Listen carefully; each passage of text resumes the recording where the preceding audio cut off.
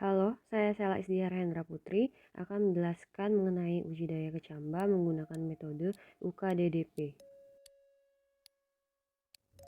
Apa yang dimaksud dengan uji daya kecambah?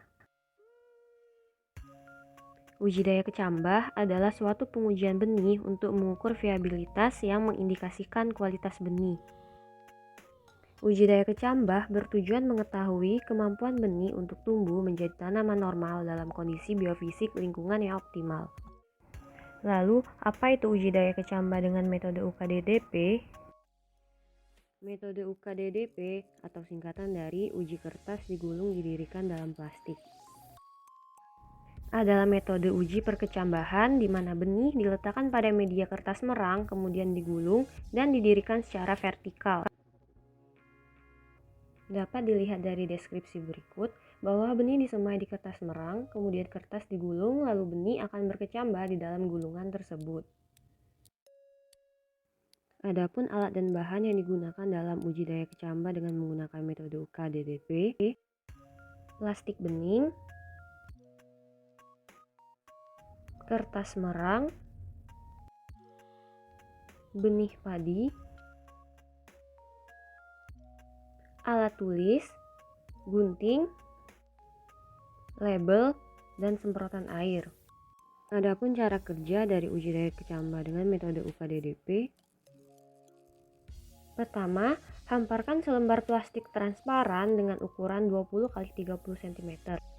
Lalu, letakkan kertas merang yang telah digunting dengan ukuran 20 x 30 cm di atas plastik transparan. Lalu, semprot kertas merang dengan air hingga lembab. Tanamkan 50 butir benih padi pada kertas merang secara teratur. Cara penyusunannya yaitu setiap 5 baris terdiri dari 10 butir benih padi. Tutup media yang telah ditanami tadi dengan 3 lembar kertas merang. Semprot media tersebut dengan air dan tekan secara perlahan. Setelah itu, gulung media pengujian. Tidak lupa beri keterangan gulungan dengan label. Lalu, posisikan gulungan substrat pengujian pada posisi vertikal dalam ember pengecambahan. Pada hari kelima, buka gulungan dan lakukan pengamatan. Pisahkan kecambah normal dari media. Lalu, hitung dan catat kecambah normal pada pengamatan ke-1. Biarkan benih yang belum berkecambah pada media tersebut, semprotkan air lalu gulung kembali. Kemudian pada hari ke-7 dilakukan pengamatan kembali. Hitung dan catat kecambah normal pada pengamatan kedua.